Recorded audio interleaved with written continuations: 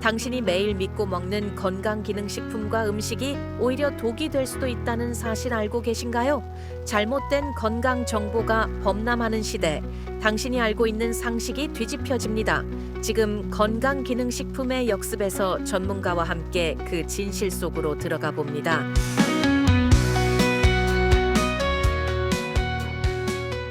건강에 좋다는 말, TV에서 매일 보는 건강보조식품 프로그램 광고, 비타민, 오메가3, 유산균 등등 몸에 좋다고 하니 챙겨는 먹지만 정말 내 몸에 맞는 걸까요?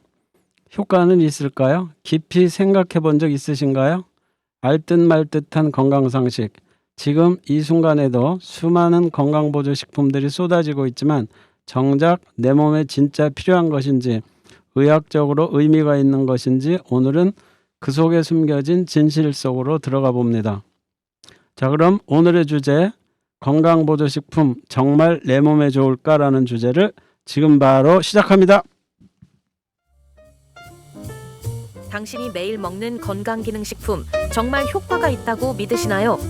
과학적 검증 없이 퍼지는 당신의 건강을 위협하는 잘못된 정보들, 과연 우리가 알고 있는 건강 정보는 사실일까요? 건강기능식품의 진실과 허구를 파헤칩니다. 매주 금요일 11시 건강기능식품의 역습에서 당신의 건강한 삶을 위한 현명한 시간을 투자하십시오. 오늘도 초대 손님 안명아 교수님을 모셨습니다. 교수님, 인터넷에 건강보조식품을 검색하면 먹고 나서 몸이 가벼워졌다, 기력이 돌아왔어요 같은 후기가 넘쳐나는데요. 이런 후기를 보면 나도 먹으면 효과를 볼 수 있겠구나 하는 생각이 들거든요. 이런 후기 어느 정도 믿어도 될까요? 글쎄요. 참 중요한 질문이신데요. 네, 많은 분들이 후기를 보고 제품의 구매를 결정하는데 문제는 이 후기들이 객관적인 검증이 되지 않은 경험담이라는 거예요. 또한 많은 건강보조식품이 광고나 또 후기, 마케팅 전략에 의존하고 있다는 사실을 알아야겠습니다. 사람들이 종종 후기를 보고 물건을 사는 경우가 있는데 그 후기가 실제 효과를 입증하는 건 절대 아닙니다.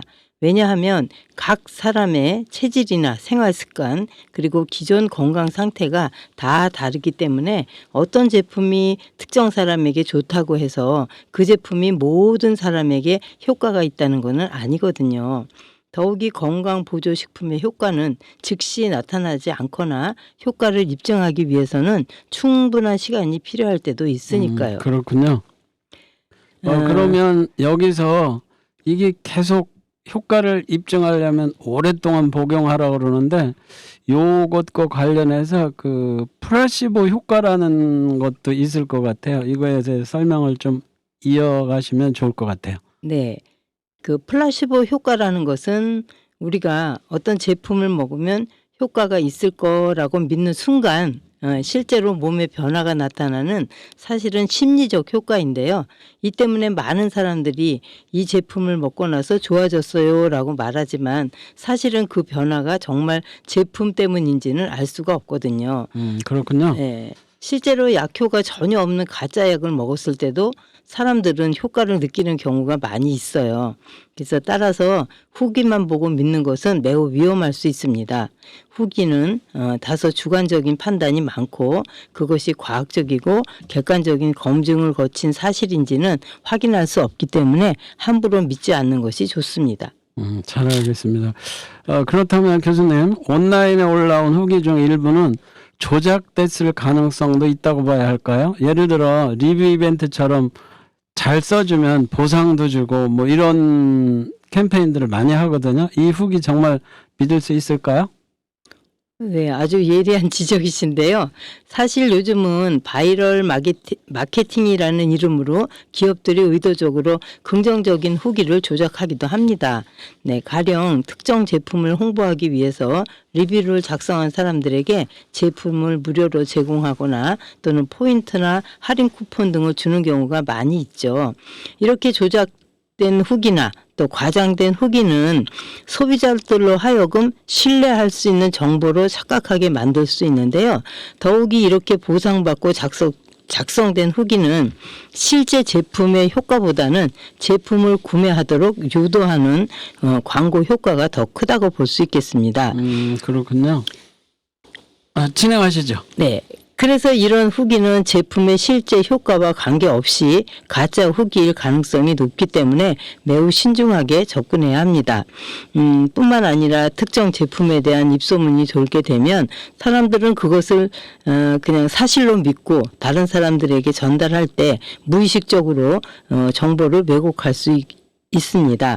그러면요, 여기서 이게 이 제품을 먹으면 나도 좋았는데 너도 확실히 좋아질 거다. 이런 게 문제라는 거죠? 네네네. 네. 그렇죠.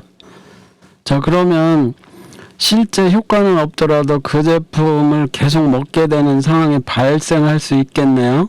네, 그렇죠. 그래서 이런 후기를 보면서 우리가 꼭 기억해야 할 점은 후기는 경험에 불과하다라는 것이죠. 그래서 심리적 효과나 또 마케팅 전략에 의해서 만들어진 그 후기일 수 있으니까 최대한 객관적인 기준에 맞춰서 제품을 평가하고 선택해야 한다는 것이 중요합니다.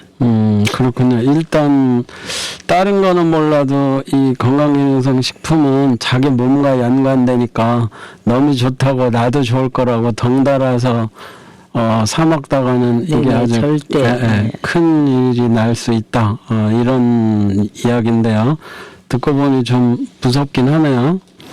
그러면 정말 효과가 있는 건강보조식품을 고르려면 후기가 아니라 어떤 기준을 먼저 봐야 좋을까요? 네.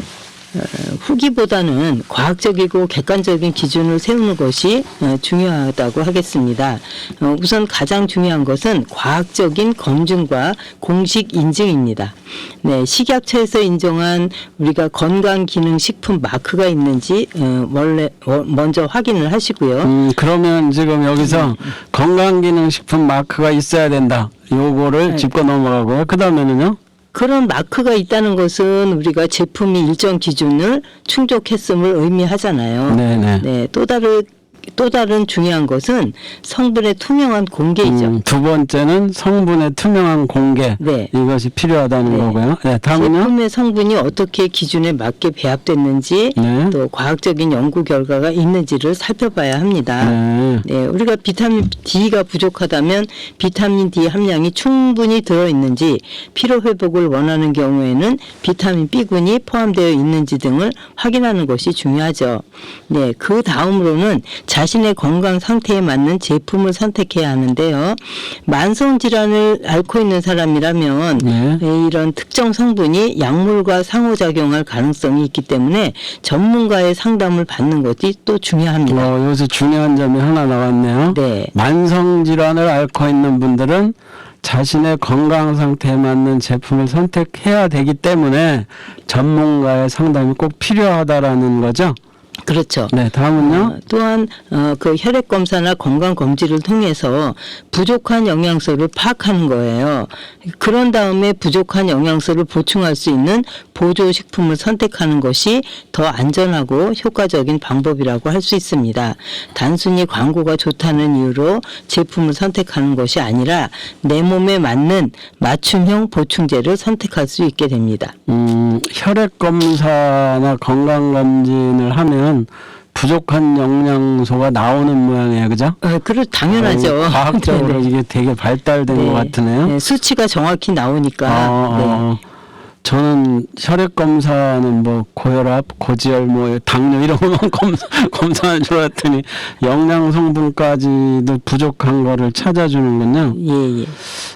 그러면 오늘 말씀을 드리니 남들이 좋다고 한 것이 아니라 나에게 필요한 것을 따져보는 게 건강보조식품을 구입하는 첫걸음이라는 생각이 듭니다. 청취자 여러분들도 꼭 기억해 두시면 좋겠네요.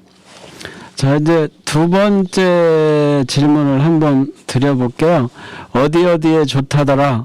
누가 말했을까? 뭐 건강 루머 시작점이 이제 이런 거에서부터 시작되는데요. 많은 사람들이 이 음식이 어디에 좋다 하더라, 이 보조제가 건강에 좋다 하더라는 말을 쉽게 믿곤 하는데요.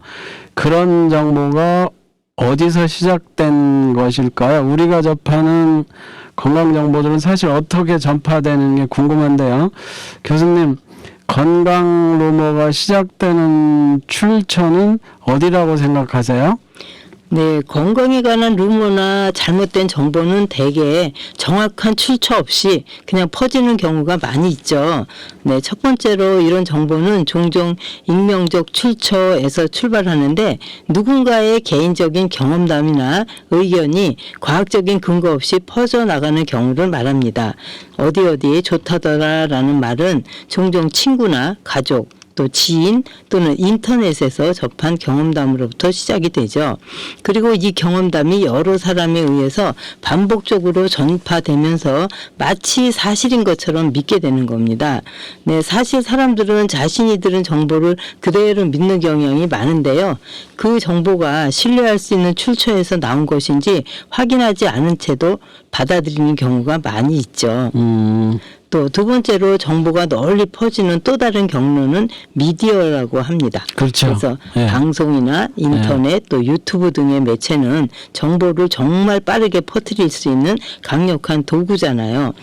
하지만 이런 매체에서 제공되는 정보는 검증되지 않거나 또 광고성 정보가 많을 수 있어서 주의가 필요합니다. 특히 과학적인 근거 없이 감정적인 호소나 개인적인 주장으로 정보를 전달하는 경우가 많이 있으니까 이러한 루머가 사실인 것처럼 퍼지면 결국 많은 사람들이 그것을 믿고 실천하게 되어서 좋지 않은 결과를 나타내게 되죠. 바로 이런 건강 관련 루머가 시작되는 경로가 이런 곳이라고 생각됩니다. 저도 생각해보면 그런 것 같아요. 유튜브 이런 데를 보면 건강 관련 것 중에서 뭐 이런 식재료 종류만 쭉 나열해 놓고 뭐 이 감자는 뭐가 먹으면 안 되고 이렇게 먹으면 안 되고 뭐 머위싹을 이렇게 먹으면 뭐 병원 응급실에 쓰려고 아침에도 그거를 보다 왔는데 우리도 머위를 좀 심었거든요.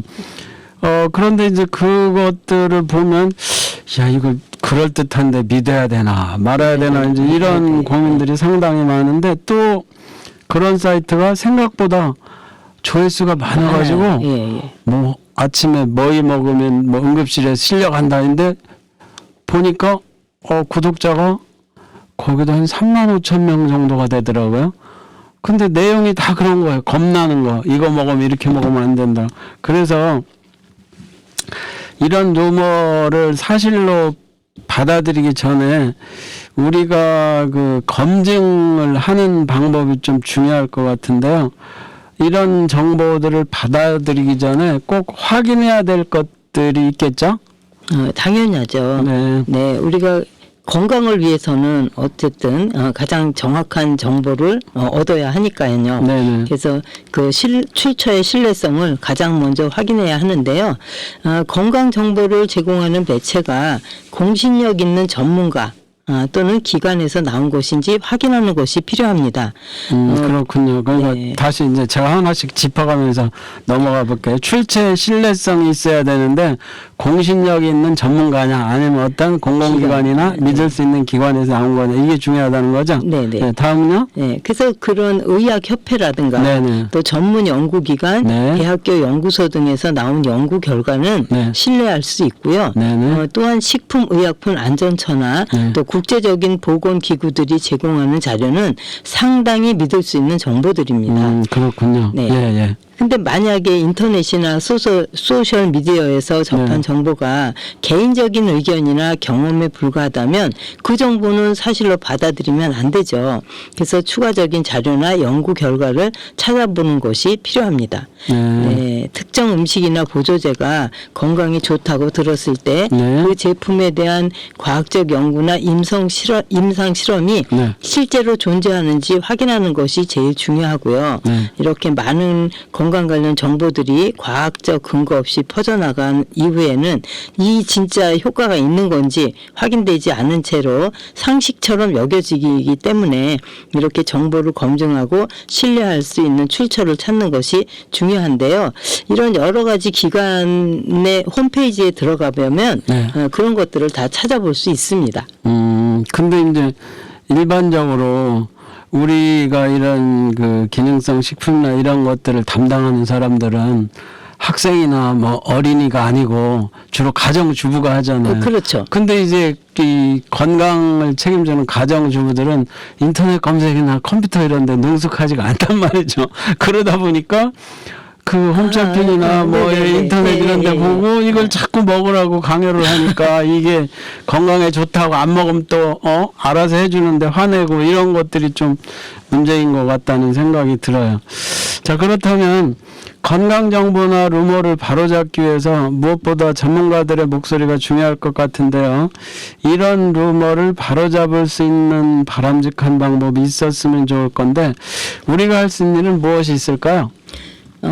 뭐 사실은 우리는 이제 그런 것들을 잘 찾아서 받아야 되는데 사실 그 전문가들의 목소리가 더 많이 반영되어야 하는 부분이 바로 이 부분이 아닐까 생각합니다. 그래서 첫 번째로는 그 교육과 인식 개선이 필요한데요.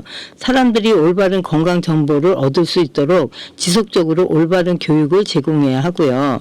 또 건강에 관한 잘못된 정보가 퍼지기 전에 사람들이 과학적이고 검증된 정보를 접할 수 있도록 돕는 것이 중요하죠.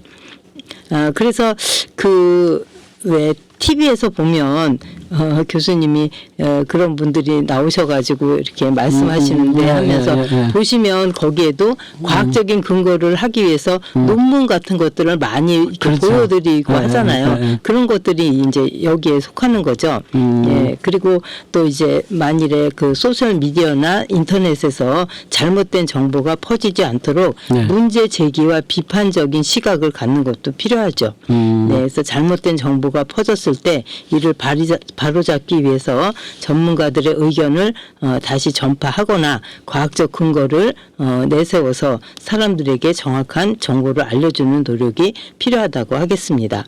또 마지막으로는 법적 규제와 온라인 플랫폼의 책임도 중요한데요. 현재 인터넷과 소셜미디어에서 많은 정보가 무분별하게 퍼지고 있기 때문에 이런 문제를 해결하기 위해서는 규제나 법적 장치가 필요하다고 하겠습니다. 그래서 잘못된 건강 정보가 퍼지지 않도록 전문가와 소비자들이 함께 노력하고 건강에 대한 정확한 정보를 전달하기 위한 사회적 책임이 필요하다는 점을 인식해야 할 것입니다. 네, 지금까지 건강정보의 출처와 검증 방법에 대해서 살펴봤습니다. 중요한 건 우리가 접하는 건강정보는 반드시 신뢰할 수 있는 출처에서 확인해야 된다. 그래야 그것이 과학적인 검증된 정보를 찾을 수 있다. 이런 말씀이신 것 같아요. 잠시 노래 한 곡 듣고 이어가겠습니다.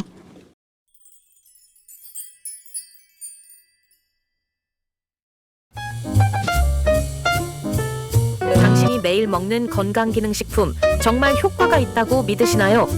과학적 검증 없이 퍼지는 당신의 건강을 위협하는 잘못된 정보들, 과연 우리가 알고 있는 건강 정보는 사실일까요? 건강기능식품의 진실과 허구를 파헤칩니다. 매주 금요일 11시 건강기능식품의 역습에서 당신의 건강한 삶을 위한 현명한 시간을 투자하십시오. 장범준의 흔들리는 꽃들 속에서 내 샴푸 향이 느껴질 거야라는 노래를 들으셨습니다. 건강보조식품을 살 때 라벨에 적힌 성분이 우리가 기대하는 효과를 실제로 얻을 수 있을지 궁금한데요. 성분이 나열되어 있다고 해서 꼭 효과가 있을까요? 교수님, 우리가 흔히 보는 라벨에 표기된 성분이 실제로 효과를 나타내지 않는 이유는 무엇일까요? 네, 우리가 보통 제품 포장에서 보게 되는 기준 함량이라는 것은 단지 제품에 포함된 성분의 양을 나타내는 것일 뿐이지 그 성분이 실제로 몸에 어떤 영향을 미치는지에 대한 정보는 포함되어 있지 않죠. 네, 어떤 비타민이나 미네랄이 일정량 포함되어 있다고 해서 그것이 꼭 효과적으로 흡수되거나 몸에 이로운 작용을 한다는 보장은 없습니다. 여기서 중요한 거네요. 효과적으로 흡수되거나 이롭다는 보장이 없다. 용량이 표기되어 있더라도. 그렇죠. 네네네. 네, 그 첫 번째 이유는요. 네, 몸 안에서 몸 안에서 흡수율이기 때문입니다. 체내 흡수율 때문인데요. 성분이 일정량 포함되어 있다라도 그 성분이 체내에서 제대로 흡수가 되는지 또 되지 않는지의 효과를 기대할 수 없기 때문인데요. 왜냐하면 네. 어떤 영양소는 다른 물질과 함께 섭취해야만 제대로 흡수가 되기 때문입니다. 또 두 번째 이유는 그 성분들의 체내에서의 작용하는 방식인데요. 각 성분들은 일정한 농도 이상이 되어야만 효과를 발휘하는데 만약에 라벨에 적힌 함량이 그 효과를 발휘하기에 충분하지 않다면 실제 효과를 기대하기가 어려워지겠죠. 그렇죠. 또 그리고 개인의 신체 차이도 네. 또한 중요한 역할을 하는데요. 같은 제품이라도 사람마다 그 효과가 다르게 나타날 수 있기 때문에 라벨에 적힌 함량만 보고 효과를 판단하기는 어렵다고 할 수 있겠습니다. 저는 여기 뭐 다른 것보다 2배 진하게 만들었다 이러면 좋은 건 줄 알았더니 이게 큰일 나는 거군요. 그렇다면 우리가 라벨에 적힌 성분 함량을 보고 구매하기 전에 어떤 점을 더 체크해야 될까요? 이 성분들이 실제로 효과를 내기 위해서 필요한 양을 충족하고 있는지를 알 수 있을까요? 네, 실제로 제품에 포함된 성분이 효과를 발휘하기 위해서는 과학적으로 입증된 기준량을 충족해야 합니다.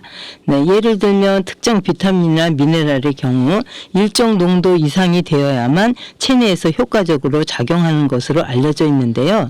이를 알기 위해서는 해당 성분에 대한 임상 연구나 과학적 근거를 참고해야 합니다.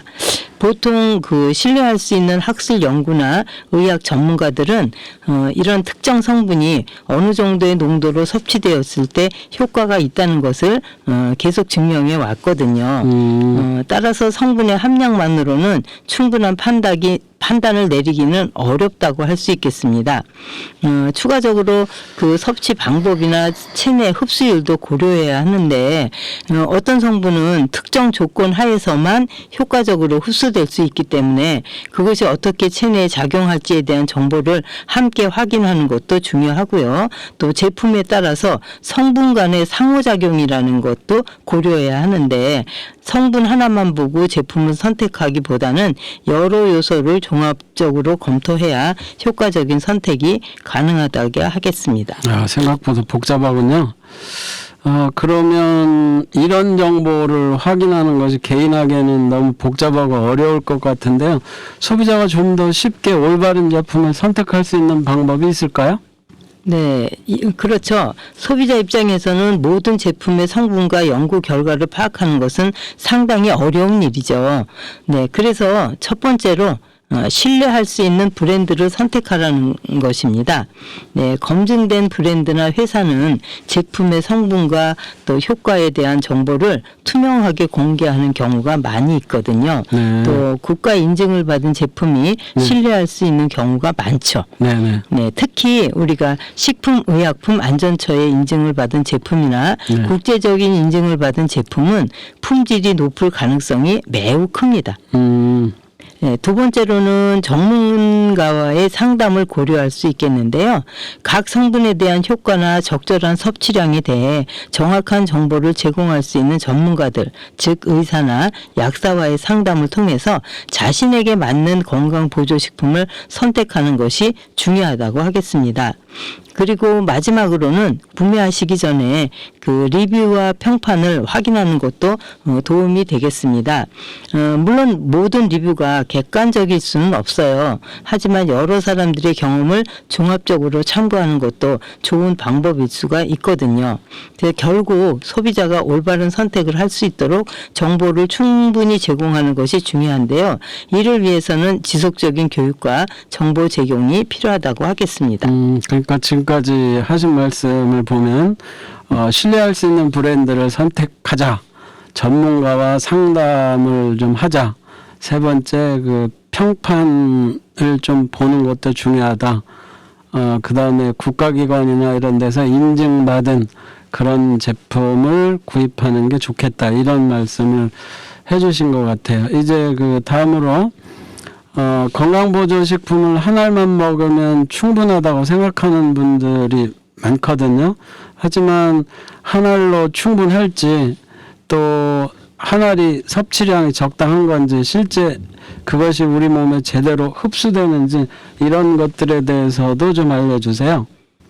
네, 사실 한 알로 모든 필요한 성분을 다 섭취할 수 있다고 믿는 것은 잘못된 생각일 수 있습니다.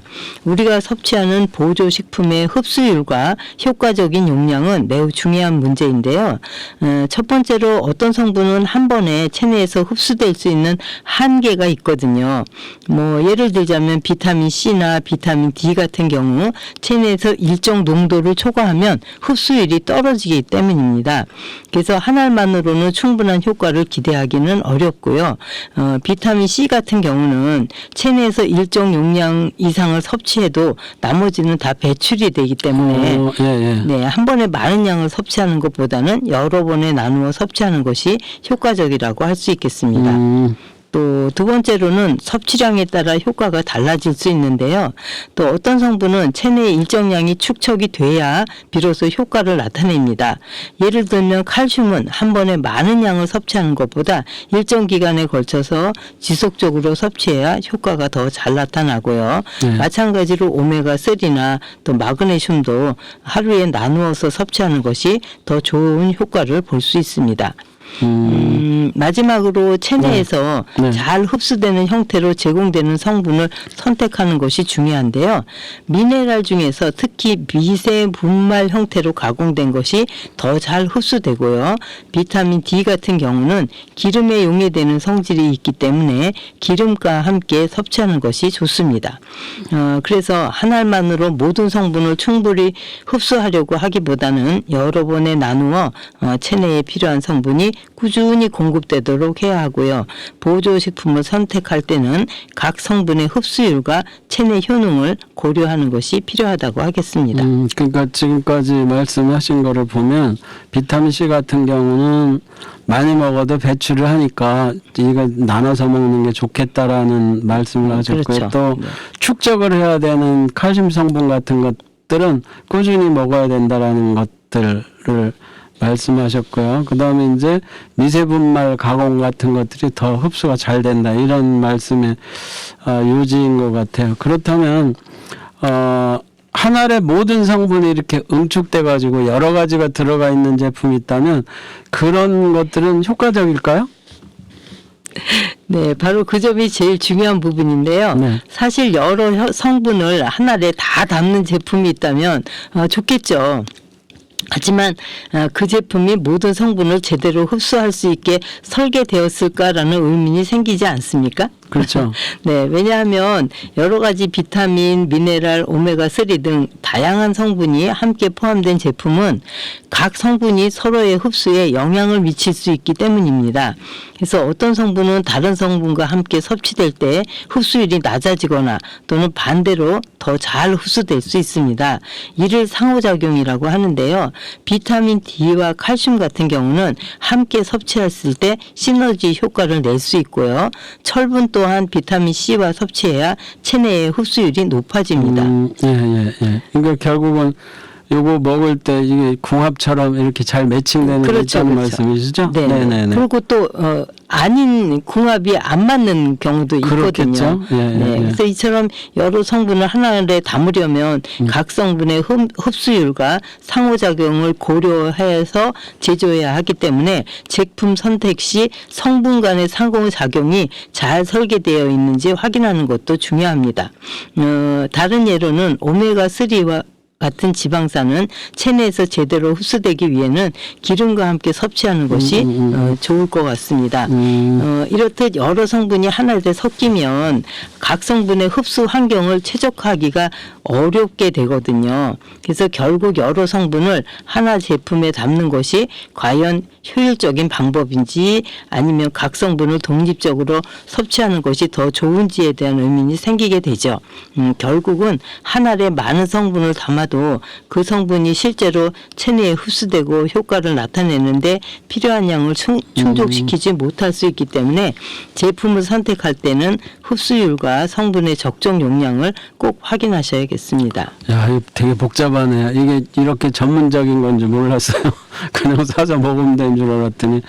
그렇다면 보조식품을 선택할 때 그 한 알만 가지고 하는 거가 이게 좀 애매하다 그러면 어떻게 섭취량을 조절하고 효과를 극대화할 수 있을지 이런 방법도 있을 것 같아요. 분명히 복잡하겠지만 쉽게 좀 풀어주세요. 네, 여기서 중요한 건 각 성분이 효과적으로 흡수되도록 하는 것이죠. 네, 그래서 각 성분들은 효과를 높이는 복용 시간이 따로 있어요. 먹는 시간이 네, 따로 네, 있다는 네. 거죠. 그래서 언제 먹으면 더 좋고 네. 언제 먹으면 또 효과가 더 있는지 이제 뭐 비타민 B 같은 경우는요. 네. 아침 식사 전에 공복에 드셔야 하루 종일 에너지 대사를 더 활발하게 해주고 피로를 회복시켜주고요. 또 비타민 C도 마찬가지로 아침에 먹어야 그 잠자는 동안 누적되었던 활성산소의 작용을 막아주는데 비타민 C 같은 경우는 또 공복에 먹으면 그 위장에 자극을 일으켜서 신맛이 날 수 있게 하거든요. 그렇죠. 예, 네, 예, 그래서 식사와 함께 먹는 것이 좋습니다. 또 홍삼 같은 경우는 식사 전에 공복에 먹어야 흡수력이 2배가 되고요. 또 오메가3 같은 경우는 식사 후에 먹어야 담즙산이 분비되는 그 식사 후에 먹어야 메스꺼움을 덜 느끼게 됩니다. 또 칼슘 같은 경우는요. 저녁 식사 후에 먹어야 우리의 근육의 긴장을 풀어주고 편안한 휴식을 취할 수 있게 하거든요. 그렇군요. 네, 네네. 네. 그리고 그 다음에 개인의 필요에 맞는 적절한 섭취량을 맞추는 것이 제일 중요하죠. 네, 한 알로 충분하지 않다면 복합적인 섭취 방법을 고려해야 하는데 다양한 보조식품을 나누어 섭취하거나 또 하루에 여러 번 나누어 섭취하는 방식이 필요할 수 있습니다. 대부분은 식사 후에 섭취하는 것이 가장 좋은 방법인데요. 왜냐하면 많은 보조식품이 지방과 함께 섭취할 때 흡수율이 가장 높아지기 때문입니다.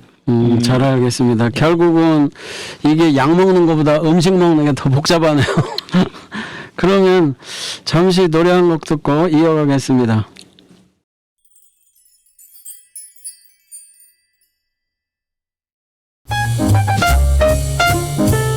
당신이 매일 먹는 건강기능식품 정말 효과가 있다고 믿으시나요?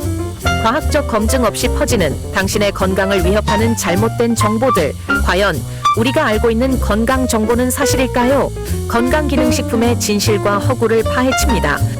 매주 금요일 11시 건강기능식품의 역습에서 당신의 건강한 삶을 위한 현명한 시간을 투자하십시오. 10cm의 고백을 듣고 오셨습니다. 요즘 건강보조식품을 병원에서 처방받지 않고 그냥 복용하는 경우가 많잖아요. 사전 검진 없이 먹어도 괜찮은 걸까요? 아니요. 아, 그렇습니까? 네. 사전 검진 없이 복용하는 것은 금물입니다. 네. 네, 많은 분들이 건강보조식품을 단순한 음식처럼 여기는 경향이 있는데요. 사실은 체내의 생리작용에 영향을 주는 성분이 들어있거든요. 오메가3 같은 경우는 혈액을 묽게 하는 작용이 있어서 출혈성 질환이 있는 분에겐 위험할 수 있고요. 또 신장 기능이 약한 분이 무심코 단백질 보충제를 섭취하면 신장에 부담을 줄 수 있습니다. 문제는 이런 위험을 소비자가 스스로 파악하기는 어렵다는 거죠. 그렇죠. 그래서 본인의 상태에 대한 이해 없이 복용을 시작하면 효과보다는 부작용이 날 수가 있기 때문에 기존 질환이 있거나 약을 복용하고 있는 경우는 특히 약물과의 상호작용이 생길 수 있기 때문에 전문가와의 상담이 꼭 필요합니다. 사전 검진은 단순한 예방이 아니라 내 몸의 상태를 명확히 알고 나에게 진짜 도움이 되는지를 판단할 수 있는 최소한의 절차이기 때문에 사전 검진을 통해서 자신에게 필요한 보조식품이 무엇인지 파악하고 잘못된 제품을 선택할 위험을 줄일 수 있게 되겠죠. 그래서 특정 성분이 이미 의약품에 포함되어 있는 경우는 또 과잉 섭취를 방지할 수도 있습니다. 잘 알겠습니다. 그러면 어떤 경우에 꼭 검사를 받고 나서 복용을 결정해야 할까요? 네, 건강보조식품을 복용하기 전에 검사받는 것은 매우 중요한 일인데요. 네. 철분이 부족하다고 해서 철분제를 복용했는데 실제로는 철분이 과잉 상태가 될 수가 있어요. 그래서 철분의 과잉은 간에 부담도 주고 나아가서는 심혈관계 질환을 초래할 수 있어서 위험합니다. 그래서 비타민 D나 또 비타민 B12 같은 영양소는 결핍 여부를 수치로 정확히 파악할 수 있기 때문에 검진을 통해서 적정 섭취량을 결정하는 것이 굉장히 중요하죠. 검진을 하면 나오는군요. 네네. 특히나 또 임산부나 아까도 네, 얘기했던 만성질환자. 만성질환이 있는 네, 사람들은 네. 그런 과잉될 경우 부작용이 심각하게 있으므로 신중해야 하는데요. 네, 잘 알겠습니다. 그러면 네. 보조식품을 섭취하기 전에 사전 검진을 받고 전문가와 상담을 통해야 되는 과정이 거의 필수라고 하겠네요. 당연하죠. 네. 그렇군요. 그러면 사전 검진 없이 제품을 선택하다 보면 오히려 건강을 해칠 수 있다라는 말씀이시군요.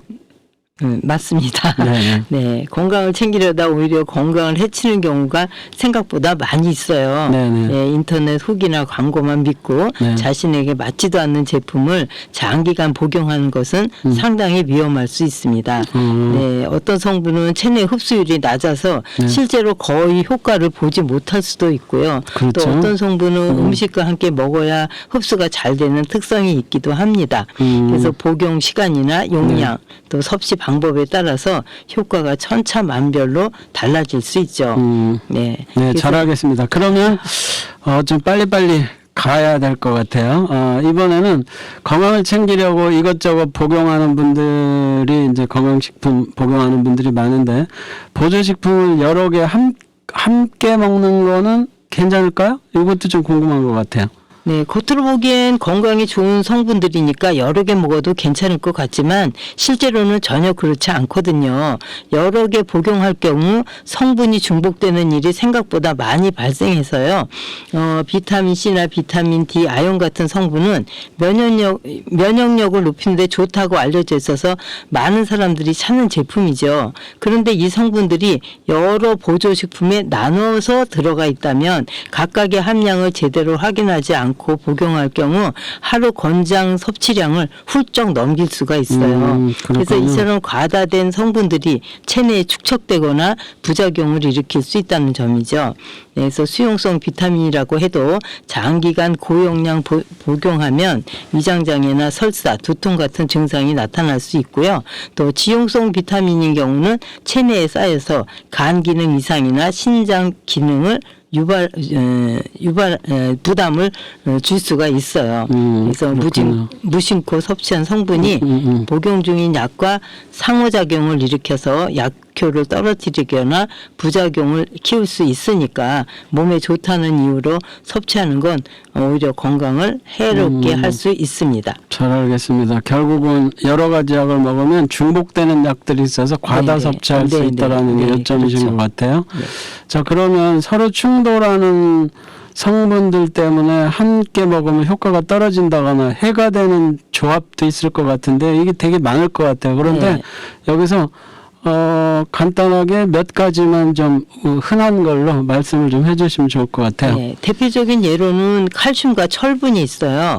이 두 가지를 동시에 섭취하면 서로의 흡수를 방해해서 결과적으로 체내 흡수율이 낮아질 수 있고요.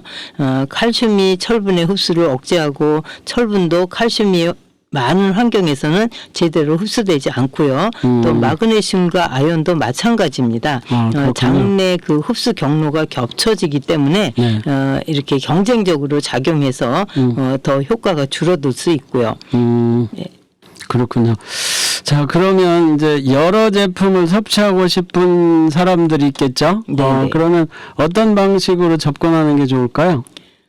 네, 지금 복용 중인 제품들의 성분표를 꼼꼼히 살펴보는 것이 네. 가장 중요합니다. 네. 네, 주 성분만 보고 제품을 선택한다면 부성분들에 겹치는 경우가 상당히 많거든요.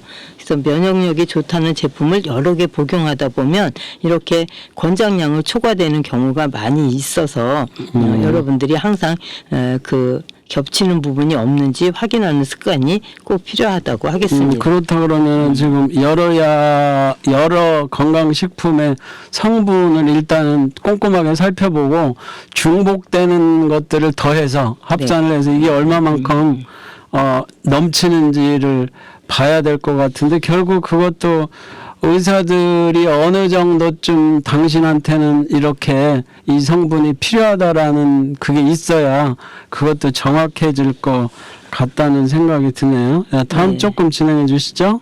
그래서 결국은 전문가의 상담이 가장 중요하고요. 네, 약사나 영양사와 상의해서 네. 현재 복용 중인 제품들을 분석받고 네. 실제로 내 몸에 필요한 성분이 무엇인지 검토받는 과정을 거치는 것이 우리가 필요 없는 성분을 줄이고 꼭 필요한 것만 체계적으로 섭취할 수 있게 되겠죠. 그래서 저는 복합 성분보다는 네. 단일 성분 제품을 선택해서 내가 어떤 성분을 얼만큼 섭취하고 있는지를 정확히 파악하는 것이 중요하다고 하겠습니다. 그러면 이게 복합 성분이든 단일 성분이든 일단은 그 먼저 중요한 거는 전문가한테 검사를 받아보고 네. 그다음에 그 검사된 거를 가지고 그렇죠. 건강기능 내 몸에 맞는 건강기능식품은 지금 저런 게 없죠. 뭐 약국에서 팔기도 하지만 네네. 그 사실 그거는 뭐 이렇게 제한이 없잖아요. 네, 구매를 제한이 할 없죠. 때. 네. 그런데 우리가 소비하는 입장에서는 네네. 내 몸과 맞아야 되는 거지 그렇죠. 네. 무조건 좋다고 그걸 다 이렇게 그냥 막 복잡한 것 같아요, 이거. 안 돼. 아니 그래서 결론은 뭐냐면 네. 일단은 내 건강 상태를 가장 체크해서 구입하는 게 제일 좋다는 얘기입니다. 그러니까 예를 들어서 저 같은 경우도 뭐 이 고지혈증을 앓고 있거든요. 그래서 약을 먹는데 거기를 맞춰가지고 뭐 하려면 귀찮아서 그냥 뭐 먹어도 괜찮겠지 해갖고 이제 먹는데 가급적이면 안 먹는 편인데 또 이 안 먹으면 문제가 된다고 또 아내가 또 성화를 부리니까 그냥 어떤 때는 꿀꺽 먹고 어떤 때는 아니요. 대충 그 내용의 어떤 그 기능성은 인정이 되는데 네네. 그게 결국 내 몸에 몸과 맞느냐가 그것은 이제 전문가와의 상의가 필요하다는 얘기죠. 그렇군요. 나도 결국은 그 전문가들도 이거 먹어라 보다는 네. 먹는 게 그냥 좋다라는 결론을 지으실 것 같아요. 자, 복잡한 것 같아요. 이게 생각보다 그냥 좋다 그러면 비타민 C, 뭐 오메가3 이런 거 먹으면 되는 줄 알았더니 복잡하네요. 그러면 잠시 노래 한 곡 듣고 이어가겠습니다.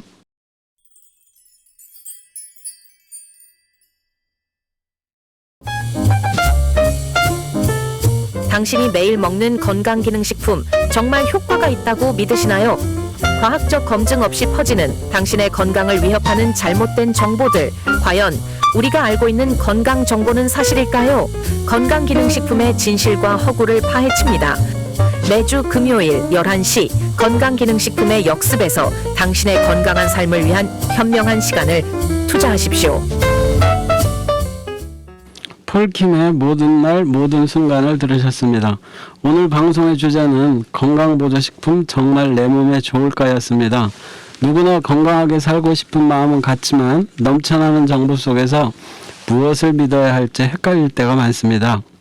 화려한 광고나 입소문을 따르기보다는 과학적으로 입증된 사실을 바탕으로 스스로 선택할 수 있는 힘이 무엇보다 중요하다는 것을 오늘 방송을 통해 다시 한번 생각해보는 시간이었기를 바랍니다. 나는 너에게 의미라는 말처럼 어떤 존재는 단지 거기 있어주는 것만으로도 위안이 되고 또 어떤 말 한마디는 누군가의 하루를 바꾸는 힘이 되기도 합니다. 이 방송이 그리고 우리가 나누는 이야기들이 오늘 하루 여러분들에게 그런 의미 있는 존재가 될 수 있다면 그것만으로도 우리는 충분히 서로에게 힘이 되어주는 것이 아닐까 생각합니다. 이제 아이유가 부른 너의 의미를 들으며 오늘 방송을 마무리하겠습니다. 누군가에게 의미 있는 삶 그리고 나 자신에게도 소중한 존재가 되는 하루 되시기 바랍니다. 지금까지 진행의 주영철, 도움 말씀의 안명화 교수님 그리고 묵묵히 방송을 지탱해 주신 기술감독 유서인님과 함께했습니다. 다음 시간에도 더 깊고 정확한 건강정보로 여러분을 찾아뵙겠습니다. 건강하고 평안한 하루 보내세요. 안녕히 계십시오.